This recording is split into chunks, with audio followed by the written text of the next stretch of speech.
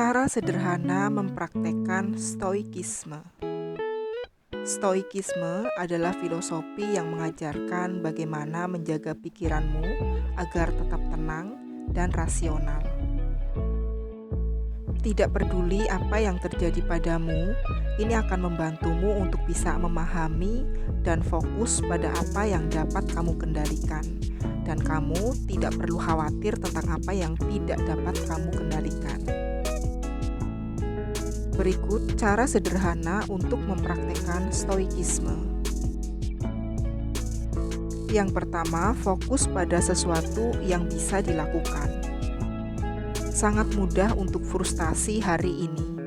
Kita begitu terbiasa dengan kenyamanan, sehingga ketidaknyamanan sekecil apapun bisa memicu kemarahan dalam diri kita.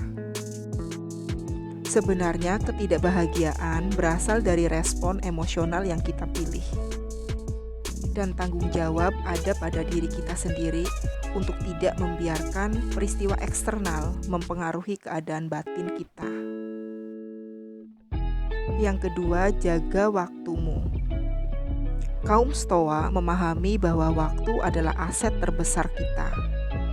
Tidak seperti harta benda, sekali kita kehilangan waktu, itu tidak akan pernah bisa dikembalikan. Jadi jangan suka menunda-nunda sesuatu, apalagi buang-buang waktu. Kita pikir kita punya banyak waktu, tapi sebenarnya tidak. Jadi manfaatkan waktumu sebaik mungkin. Yang ketiga, jangan mengalihdayakan kebahagiaan. Banyak dari kita berusaha untuk disukai dan diterima oleh orang lain. Bahkan, banyak dari kita membeli barang-barang mewah yang sebenarnya tidak kita butuhkan, dan itu hanya untuk mengesankan seseorang. Yang keempat, tetap fokus saat menghadapi gangguan. Dengan begitu banyak pilihan, kita tidak pernah benar-benar berkomitmen pada satu jalur. Bahkan kadang kita sering menunda-nunda untuk membuat keputusan. Atau bahkan kita mengejar beberapa aktivitas sekaligus. Kaum Stoa menekankan perlunya tindakan yang bertujuan. Jadi, tetaplah fokus saat menghadapi gangguan.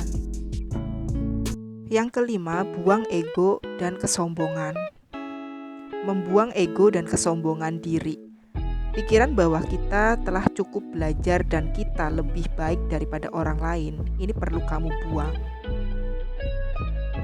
Yang keenam, konsolidasikan pikiran dalam menulis. Membuat jurnal tetap menjadi salah satu cara paling efektif untuk perhatian penuh. Ini bisa meningkatkan kreativitas, meningkatkan rasa syukur, sekaligus berfungsi sebagai terapi. Pikiran dan perasaan akan menjadi lebih jelas dalam tulisan. Kaum Stoa juga menyadari bahwa pentingnya meditasi untuk kejernihan pikiran.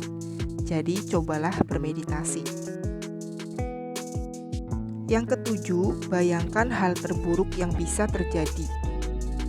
Kita tidak harus selalu berpikir positif.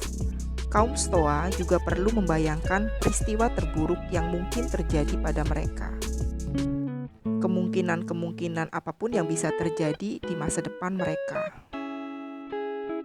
Coba tanyakan pada diri sendiri. Dan ambillah langkah peringatan untuk memastikan bahwa hasil yang tidak diinginkan tidak akan pernah terjadi. Ini adalah cara terbaik untuk bisa mempersiapkan kesuksesan di masa depan dan agar kita juga siap untuk kegagalan. Yang terakhir, ingatlah bahwa tidak ada yang bertahan. Tidak perlu bagi kita untuk menyesuaikan diri dengan harapan irasional dan tekanan eksternal. Kita juga tidak perlu mengejar prestasi dengan harapan membangun warisan. Ingat, tidak satu pun akan bertahan.